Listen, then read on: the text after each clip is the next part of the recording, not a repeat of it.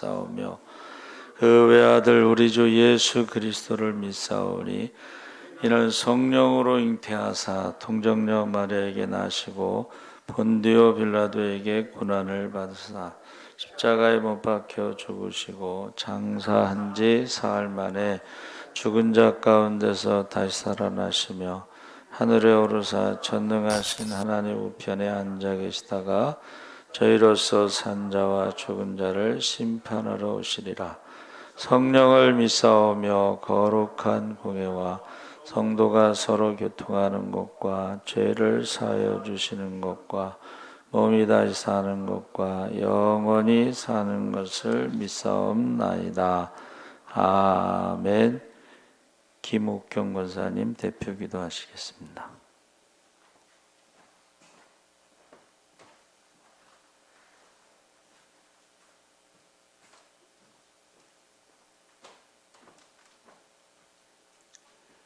내가 너희를 사랑하듯이 너희도 나를 사랑하라고 말씀하신 하나님 아버지, 저희는 한 주간을 살면서 저희들끼리 얼마나 사랑하며 또한 서로 배려해주고 했는지 다시금 뒤돌아보게 하시고, 저희들 죄뿐인 저희들이지만 아버지 은혜로 이 자리에 성령의 불길로 이 자리에 왔사오니 저희들 이 시간을 통해서 아버지께 불붙듯이 일어나는 우리 예수사랑교회가 되어질 수 있게 하시고, 또한 함께하지 못한 우리 모든 예수사랑교회 성도들이 이 자리를 사모할 수 있게 하시고 늘상 주님만을 섬기는 그러한 자세로 살아갈 수 있기를 소원합니다. 아버지, 저희들은 부족하고 연약해서 어떻게 될지를 알 수 없는 이 세대를 살면서 저희들이 불만과 불평과 한멸과 모든 것을 느끼면서 살지만 그것을 해소하기는 너무도 힘듭니다. 아버지 하나님, 또한 저희들의 삶이 예배가 되지 못하고 기도의 줄을 놓지는 않았는지 다시금 돌아보게 하시고, 천국 열쇠인 기도의 줄을 놓지 않게 하시고, 저희 지체들 한 사람 한 사람을 서로 보듬어주고 아껴줄 수 있는 저희들의 마음을 허락하시사 혈기보다는 온유를 택하게 하시고,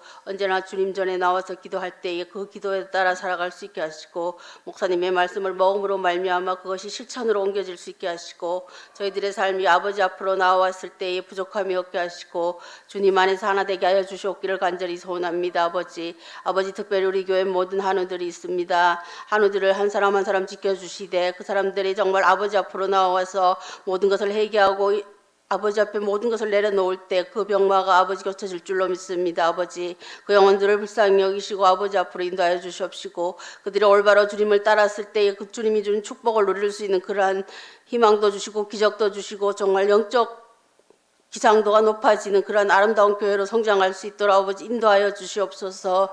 저희들은 부족하고 연약합니다. 아버지, 잿덩어리인 저희들이 감히 아버지 앞에 나왔으면 아버지께서, 예수님께서 저희들의 핏값으로 사신 저희들의 모든 죄를 용서하셨고, 저희들이 아버지 앞으로 나왔을 때는 그 모든 담력을 주셨기 때문인 줄 아오니, 아버지, 저희들이 어찌 감히 성전에 들어설 수 있겠으며 죄뿐인 저희들이 어찌 감히 하나님 앞에 기도를 할 수 있겠습니까?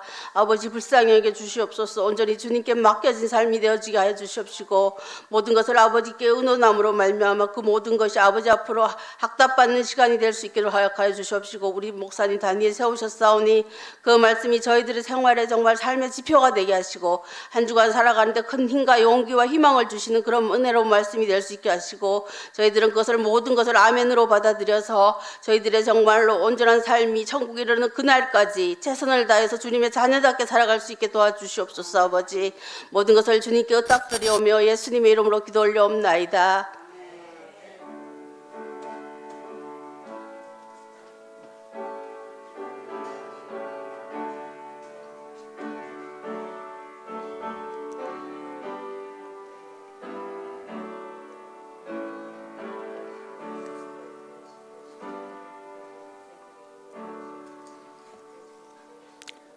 하나님 말씀은 계시록 5장 6절에서 12절까지 403쪽에 있습니다. 계시록 5장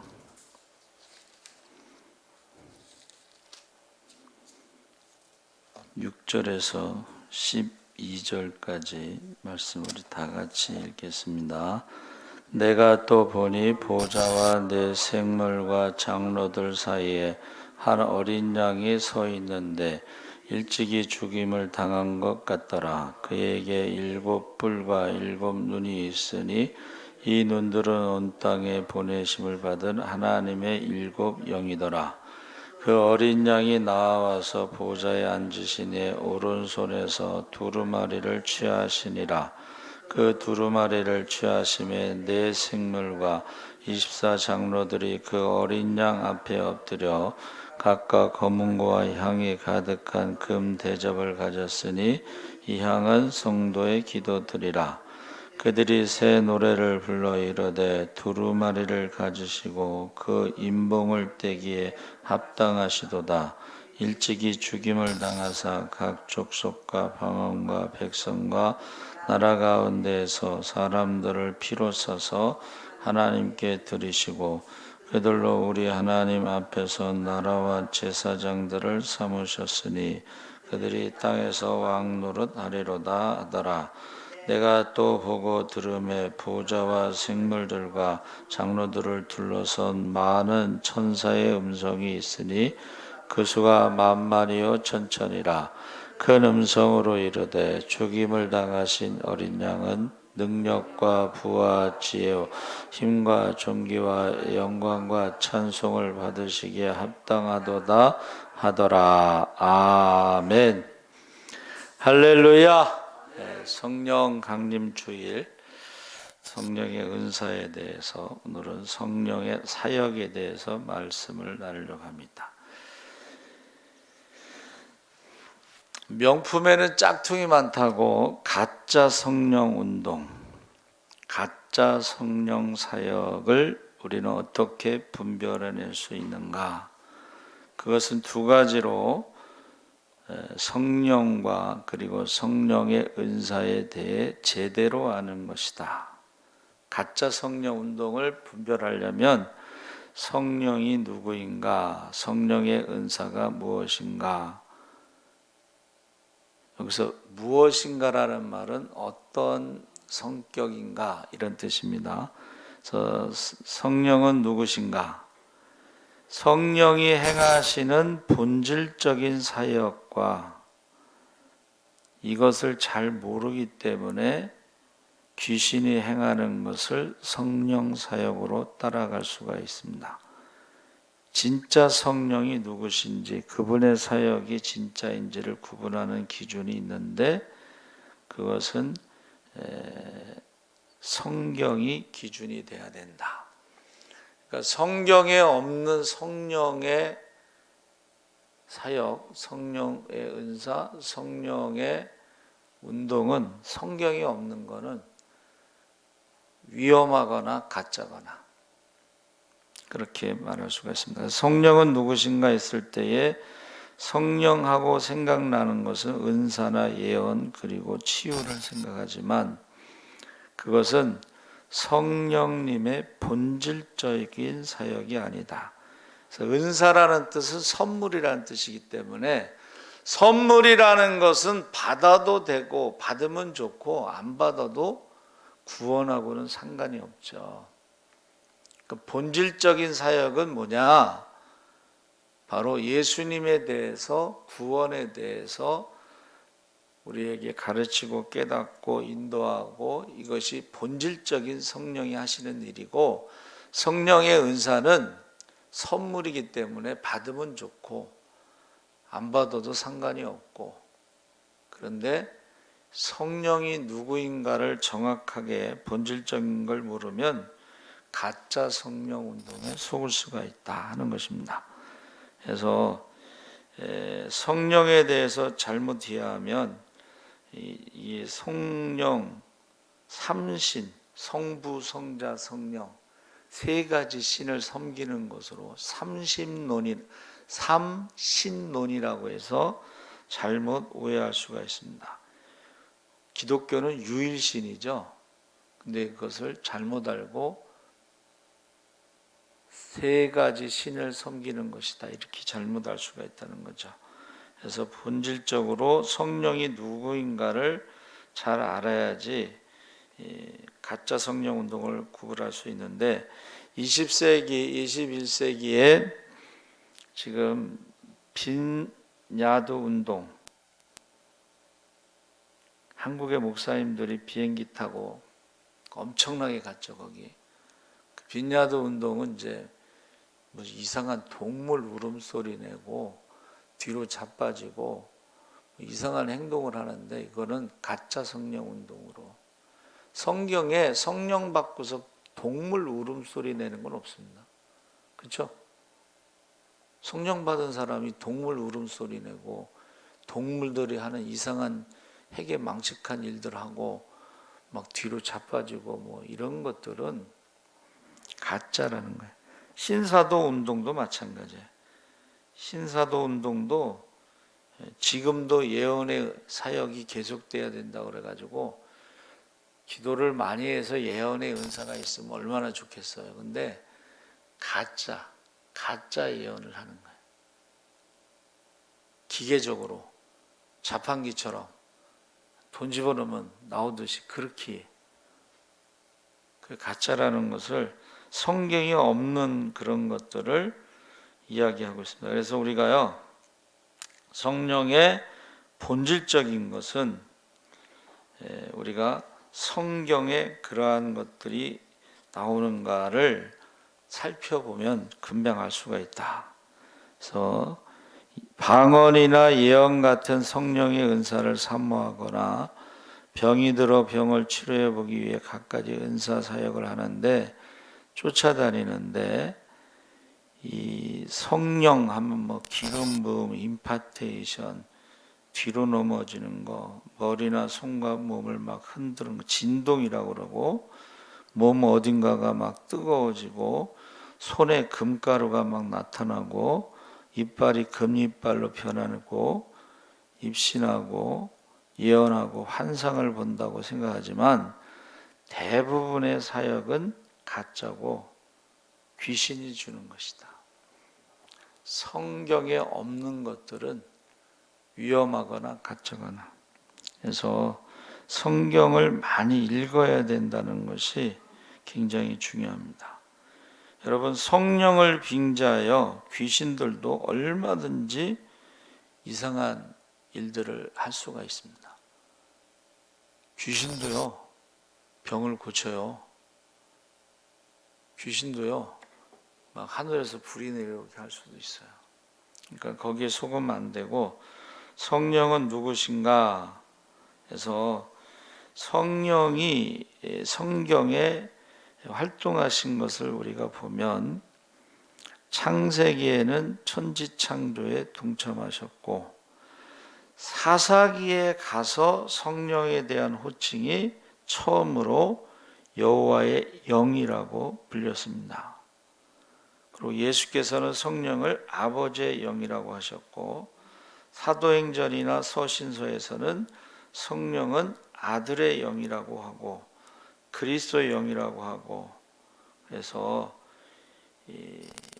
아버지의 영이면서 동시에 아들의 영이 될 수 있는가, 그런 이게 좀 헷갈리는 것 같은데, 66권을 정리해 보면 거기에 대해서 계시록 5장 6절에 우리가 읽은 어린 양의 7 눈들, 온 땅에 보내심을 받은 하나님의 7 영들, 여기서 나오는 것이 뭐냐면 성령은 어린 양과 관계된 영이다.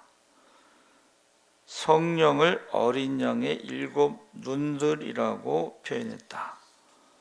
여기서 눈이라는 것은 감찰하는 전능하신 이의 전능하심, 전지성을 말하는데, 계시록 2장 23절에 예수께서는 사람의 뜻과 마음을 살피시는 이라고 했고, 이 땅에 성령을 보내셨다고 그랬죠. 그래서 성령은 하나님의 영이지만 시대마다, 구약에는 이렇게 하나님의 영으로 역사하시고, 신약에는 예수님이 부활하시고 보내신 성령은 예수의 영으로 역사하시고, 그리고 계시록에서는 7 눈으로 역사하시는, 시대마다 성령의 사역이 조금씩 달랐는데 그 성령은 하나님으로, 그런데 하나님의 영이고 하나님으로, 예수의 영으로 하나님으로, 그래서 삼신이 아니고 성부와 성자와 성령이 하나다. 그래서 지난 주간이 삼위일체 주일이잖아요. 그래서 전도사 때에 당진성결교회 이태곤 목사가 이제 저보다 나이가 좀 어려요. 그때는 이제 형이라고 부르면서 삼위일체를 어떻게 설명하냐고 물어보더라고. 삼위일체. 그래서 제가 이제 알고 있는 거는 태양이 있잖아요. 태양. 태양은 몇 개죠? 하나죠. 근데 태양에서 빛이 나오죠. 태양에서 빛이 나오고. 그러니까 예수님이 세상의 빛이다. 예수님이 눈으로 볼 수 있는 육신으로 오셨고, 태양에서 또 뭐가 나와요? 열이 나오죠. 열. 열은 눈에 보이지 않죠. 근데 태양열이 없으면 이게 생명이 문제가 생기고, 빛이 없어도 생명에 문제가 생기고, 그렇죠? 또 태양이 없으면 어둠이고. 그래서 태양은 하나지만 빛으로 오신 예수님, 열 또는 바람으로 활동하시, 눈에 보이지 않지만 파워, 열과 바람과 같은 그런 활동, 이 세 가지. 결국은 태양은 하나지만 눈에 보이는 태양, 그리고 빛으로 오신 예수님, 열과 같이 눈에 보이지 않는 성령의 활동. 그래서 이것이요, 사실은 완벽하게 설명하기는 어려워요. 하나님의 존재 자체가, 하나님은 보이지 않고, 그런데 또 음성은 들리잖아. 그렇죠? 하나님의 음성은 들리잖아요. 예수님은 이 땅에 오셨다 가셨지만 지금은 우리와 함께 하시지 않죠? 그러면 2000년에 왔다 가신 예수님을 우리가 어떻게 믿어요? 성령께서 믿게끔 하시기 때문에 믿는 것이지, 우리가 아주 믿음이 좋아서 그거를 다 믿는 게 아니에요. 믿어지니까 믿는 거고, 안 믿어지니까 안 믿는데, 그래서 성령이 역사하시지 않으면 우리가 믿음을 가질 수 없다 그랬습니다. 그래서 성령을 경륜, 하나님의 경륜처럼 경륜적인 영인데, 우리가 이것은 뭐냐면 시대마다 성령이 역사하는 방식과 역할이 다르다, 이런 뜻이에요. 그래서 하나님의 영으로, 모세에게 하나님께서 당신의 이름을 여호와로 계시하신 이후부터는 성령은 여호와의 영으로 불리기 시작했고, 하나님께서 아들의 신분으로 이 땅에 오셨을 때에 하늘에는 아버지가 계시고 지상에는 아들이 있었고, 예수께서는 성령을 아버지의 영이라고 불렀고, 부활 승천하신 다음에 보좌에 앉으시고 성령을 보내주신 다음부터는 예수의 영이라고 불렸고, 그때 성령이 하시는 일이 달랐다 하는 것입니다. 그래서 AD 95년, 96년에 사도 요한은 성령의 명칭을 어린 양의 일곱 눈들, 하나님의 일곱 영들, 이렇게 성령에 대해서 말. 그러니까 성령은 뭐 하시는 분이세요? 어린 양의 일곱 눈들이니까는 완전하게 감찰하시는 분, 성령은. 그러니까 우리의 성도들의 어려운 일을요 다 보고 계신 거예요, 성령께서. 그러니까 보고 계시다는 건 뭐예요? 정말 어려울 때는 도와주시고 보호하시고 지켜주시고 그렇게 하신다는 거예요. 그래서 구약 시대의 역사하는 성령의 방식과 오순절 성령 강림 전후로 일하는 방식이 완전히 달랐다는 것을 볼 수가 있는데, 보세요. 오순절 이전에는 성령이 우리 위에 역사하셨다, 이렇게 표현했어요, 외부에서. 근데 오순절에 이후로는 성령이 오셔서 각 사람이 성령을 받아서 우리 안에서 성령이 역사하신다고 표현했어요. 안에서 역사하는 것은 우리와 늘 함께 한다는 뜻이고, 외부에서 역사하신다는 것은 그때그때마다 역사하신다는 뜻이에요. 그러니까 저와 여러분은 영접하는 자, 그 이름을 믿는 자들에게는, 그 곧 그 이름을 믿는 자들에게는 하나님의 자녀가 되는 권세를 주셨는데, 성령이 우리 안에 들어왔을 때에 하나님의 자녀의 권세가 나타난다는 거예요. 그래서 나를 믿는 자는, 영접한 자는, 성령이 그 안에 들어간 자는 내가 행한 일을 저도 행하겠고 더 큰 일도 행할 수가 있다. 그러니까 예수님이 오신 목적은 십자가 사건, 부활 사건, 그리고 12제자를 기른, 훈련시킨 것이 예수님의 집중적인 사역이고, 성령을 받은 성도들, 사도들은 예루살렘과 유다와 사마리아 땅끝까지 복음을 전하는 일이 예수님의 사역하고는 달라요. 똑같은 성령인데도 예수님은 십자가와 부활, 12제자를 훈련시키는 것이고, 우리는 땅끝까지 복음을 전하는 하나님의 자녀의 권세를 가지고 살아가는 것입니다. 그래서 구약에도 보세요. 성막을 지을 때 부사렐과 오홀리아 머리 위에 내려오신 성령은 지혜와 총명과 지식을 은사로 주셨고, 기드온에게 사사로서 성령은 지도력의 은사를 주셨고, 삼손에게는 나귀턱뼈로 블레셋 사람 1,000명을 죽일 수 있는 강한 힘을 주셨고, 이스라엘 왕국의 초대 왕이었던 사울에게는 성령이 임했을 때에 예언을 하기 시작했고, 다니엘은 성령 충만할 때 지혜와 분별력에 일반 은사가 부어졌고, 이어서 환상과 꿈을 꾸고 해석할 수 있는 능력도 같이 주어졌다. 그래서 성령의 은사를 받았더라도 범죄하고 하나님께 불순종했을 때에는 성령이 그 사람을 떠나가셨고 은사도 사라지고, 대표적인 경우가 사울왕이다. 성령의 은사를 받아서 예언을 했지만 그가 불순종했을 때, 말씀을 버렸을 때에는 성령이 떠나가고 은사도 떠나가고 악한 영이 역사하는 것을 우리가 알고 있습니다. 그래서 다윗이요, 사울왕의 그것을 봤어요. 성령이 임했을 때 예언했다는 말도 들었어요. 근데 말씀을 버림으로 성령이 떠나고 은사가 떠나고 악한 영이 역사하는 것을 본 다윗은 뭐라고 그랬어요? 주여, 나를 당신의 눈앞에서 쫓아내지 마시고 당신의 성령을 내게서 취하지 마소서. 성령을 걷어가지 마세요. 성령이 소멸되지 않게 해주세요. 그렇게 기도했습니다.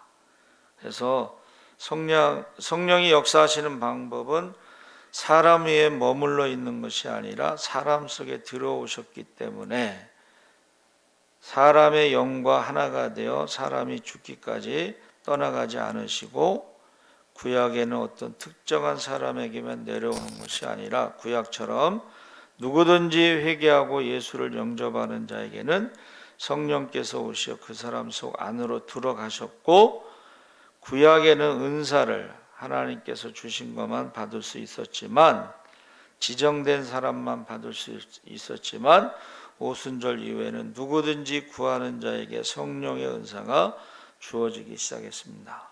그리고 은사가 더욱 다양하고 풍성해졌습니다. 그래서 본질적인 사역은, 목적은 무엇이냐?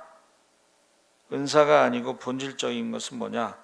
은사는 선물이기 때문에 선택사항이지만 성령이 들어오시면 반드시 하는 일이 있어요.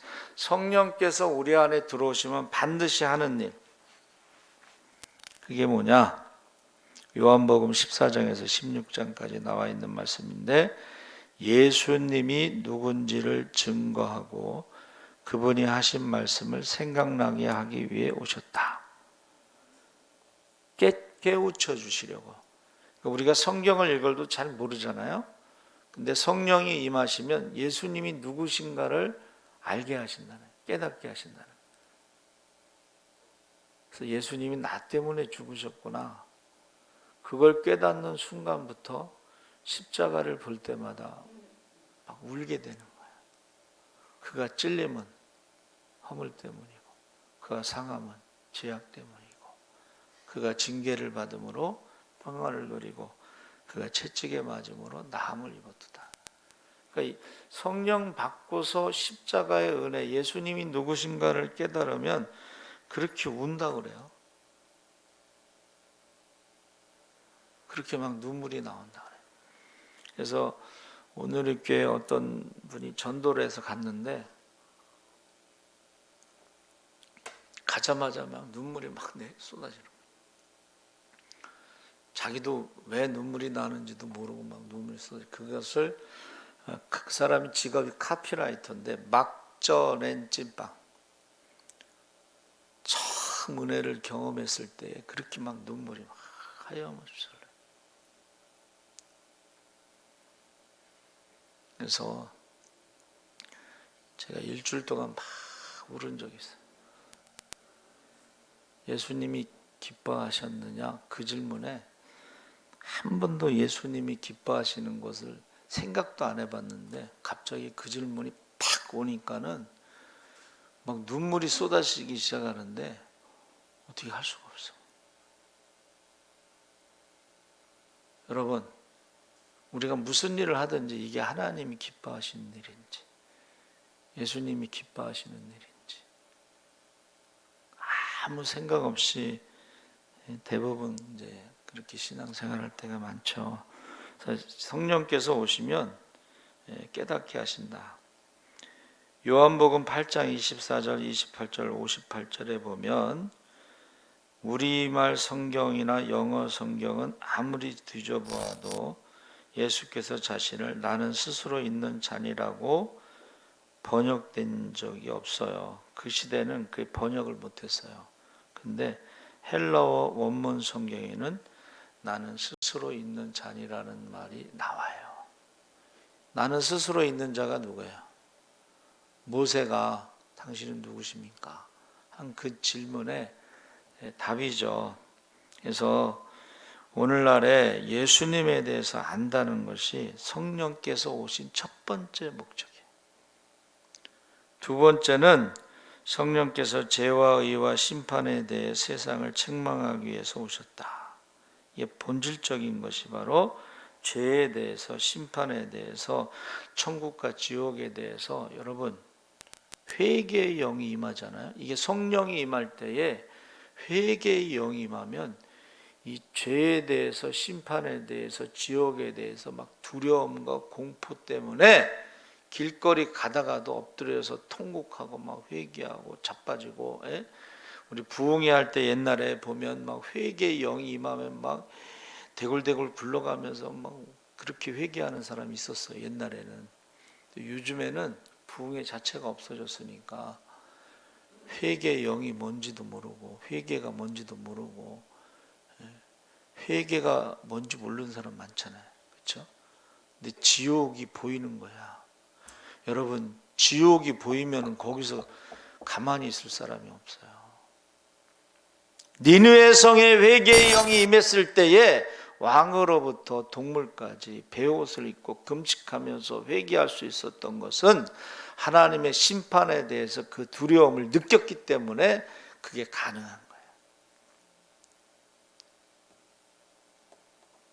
그래서 여호와의 증인은요, 예수님을 미가엘 천사장이라고 한대. 참, 예수님이 미가엘 천사장이 뭐 말도 안 되는 이상한 소리라고. 예수님을 피조물로 보고 죄인이라고 보고 그래서 세례 요한에게 세례받았다 이렇게 해석하죠. 근데 성경에 뭐라고 되어 있어요? 성령이 임하는 그가 성령으로 세례 주는 자. 죄가 있어서 피조물이라서 요한에게 세례받은 게 아니에요. 요한이 그럼 처음부터 그냥 세례 주지. 뭐라 그랬어요? 내가 당신에게 세례를 받아야 할 터인데 죄인인 나에게 어떻게 죄가 없으신 하나님의 아들이 세례를 받으십니까? 이거는 다 어디 갖다 팔아먹고 그렇게 해석하는 거예요. 예수님을 첫 번째 피조물 그리고 죄인이기 때문에 요한에게 세례받았다 이렇게 해석하죠. 그건 예수님에 대해서 다른 예수를 전하는 것은 가짜라는 거예요. 그래서 우리가요, 이 성령이 외부에서 행하시는 일은 무엇이고, 그것은 은사를 나눠주는 것이 외부에서 행하시는 것이고, 성령이 우리 안에 역사하실 때는 성령을 주신 목적은 딱 두 가지인데, 하나는 교회의 유익을 위해서 주시는 것이고, 또 하나는 복음을 전파하기 위해서 주시는 것이다. 기도하고 성령 받았다는 사람이 교회에 유익을 주지 않는 건 가짜예요. 그건 귀신이 역사하는 거예요. 100%. 또 복음을 전파하기 위해서 권세와 능력을 주셨지, 뭐 병 고치고 헌금 거두려고 권세와 능력을 주신 게 아니에요. 거저 받았으니 거저 주어라 그랬잖아요. 제가 이제 우리 성교비 보내는 이제 수동 교회 묵상의 집, 참 어떻게 보면 바보 같기도 하고, 참 사모님을 처음 만났을 때 그랬대요. 목사는 가난하게 살아야 됩니다. 그래가지고 사모님이 결혼을 했는데 나중에 그랬대요. 사모님이 이 정도일 줄은 몰랐습니다. 지금은 교회를 개척했다가 이제 교회가 흩어졌어요. 그래서 묵상의 집으로 바뀌었는데, 제가 보니까 이제 사모님이 직장 생활 하시는 것 같아. 근데 이제 이 형은 가끔가다 아르바이트, 뭐 이런 일일 뭐 포도 따는데 뭐 이런데 시골이니까 농사일을 가는데 13만 원을 받는데, 근데 그 13만 원을 다 성교비로 보낸대. 나 같으면 어떻게 했을까? 여러분, 저와 여러분이요, 성령을 받았다고 했을 때에 은사는 선물이고, 그럼 받으면 좋고 없으면 뭐 상관없어. 그러나 첫 번째 목적은 예수님에 대해서 알아야 되고, 두 번째는 죄의 심판에 대해서 알아야 되고, 세 번째는 성령의 인도하심을 제대로 받고 있는지, 정확하게 말하면 성령께서 우리를 어디로 인도하시겠어요?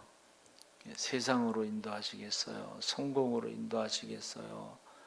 뭐 부자가 되는 대로 인도하시겠어요? 어디로 인도하시겠어요? 제대로 인도하심을 받고 있는지 그것을 알아야 되는데, 두 가지 원칙이 있고 세 가지 팁이 있다고 그랬어요. 첫 번째는 예수님이 누군지 제대로 가르쳐 주는 것이, 그것이 바로 진짜고, 예수님에 대해서 정확하게 가르쳐 주지 않으면서 성령 운동하는 것은 가짜다. 두 번째는 회개를 충분히 시키지 않고 성령의 은사를 받으라고 한다면 가짜다. 회개 없이 은사를 받는 것은 대부분이 귀신이 주는 은사를 받기 때문이다. 그래서 아까 말한 대로 성령은 깨우쳐 주시는 분, 성령은 진리의 영으로 진리 대신 예수님을 알게 하시고 따라가게 하신다, 인도하신다. 세 번째는 성령은요, 인격적이에요. 인격적이라는 것은 언행이 일치하는 거예요. 성령이 말씀하시는 것과 우리가 사는 것이 일치하는 거예요. 그러니까 성령의 은사를 받았다고 하면서 삶이 일치하지 않는 것은, 그거는 이제 귀신의 영을 받았다, 이렇게 보는 것입니다. 그래서 저와 여러분이 성령의 사역이 본질적인 게 뭐냐? 예수님에 대해서, 그 다음에 본질적인 것이 죄에 대해서. 그래서 제시카 유 목사님이 그가 열심히 장애자 공동체를 섬겼는데 나중에 회개를 했어요. 왜? 내가 열심히 하는 것과 예수를 열심히 믿는 것과는 좀 다르다는 거예요. 무슨 말이냐면, 믿음은 하나님과의 교제가 중요한 1번이지, 장애자를 섬기는 게 1번이 아니라, 그거는 안 믿는 사람들도 할 수 있는 거예요. 그건 본질적인 게 아니라는 거예요. 자기가 속았다는, 자기 날라리 목사였다, 그 얘기를 해요. 그리고 한 6개월 정도 회개한 후에 그때부터는 모든 것이 우선순위가 하나님과의 교제가 1번이에요. 케냐에서 장애자 공동체를 지금 섬기고 있지만 그건 2번이야.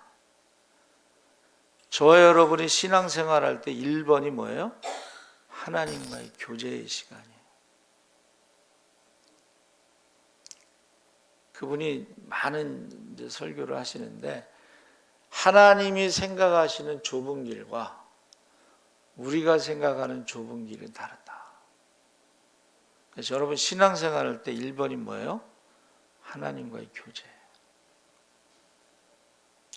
많은 사람들이 속고 장애자 공동체를 섬기는 것이 그게 신앙이고 열심이고 그게 1번으로 생각하는데 그게 아니라는 거예요.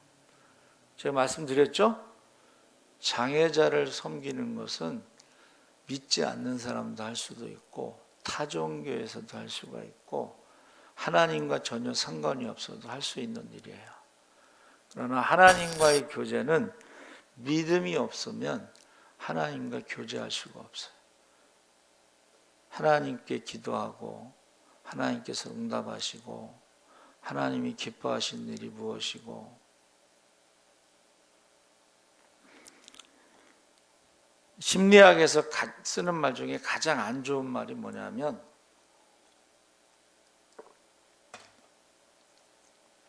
메시아 컴플렉스. 나 아니면 안 돼. 거봐, 내 말대로 해야 돼. 이게 메시아 컴플렉스예요. 근데 컴플렉스인지 모르고 사람들이 그 말을 많이 써요. 특히 엄마들이 자녀들을 가르칠 때 내 말 들으라고 했지.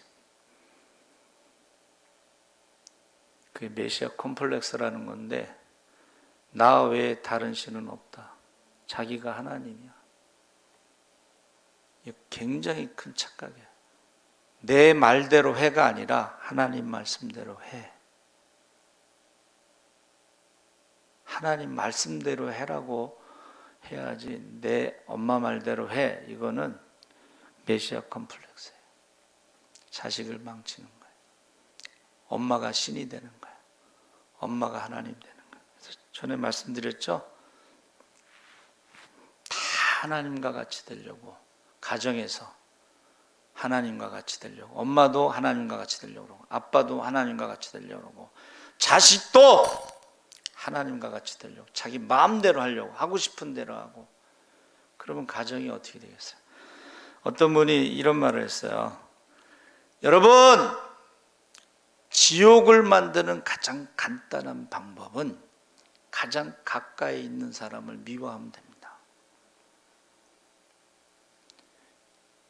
천국을 만드는 가장 간단한 방법은 가장 가까이 있는 사람을 사랑하면 됩니다. 저와 여러분은 지옥을 만들고 있는지 천국을 만들고 있는지, 나 아니면 안 돼. 나 외에 다른 신을 두지 마. 내 말대로 해야 돼. 이게 하나님과 같이 되려고 한 에덴 동산의 가장 큰 유혹입니다. 그래서 목사님들도 그렇고 장로님들, 나 아니면 안 돼. 나 외에 다른 신을 두지 마라. 그럼 이제 지옥이 되는 거예요. 그러나 우리가 가장 가까운 사람을 사랑하면 그건 천국이 되는 거예요. 살아계신 하나님 아버지 감사합니다. 성령의 사역은 은사와 다르고, 성령의 사역은 본질적인 것이 예수님이 누구신가, 죄에 대해서, 심판에 대해서, 구원에 대해서 알려주시는 것입니다. 우리 가짜 성령 운동, 가짜 은사 운동, 귀신의 역사에 속지 않게 하여 주시옵소서. 감사하며 예수님의 이름으로 기도합나이다. 아멘. 저기 안심콜 뒤에 제가 붙여놨는데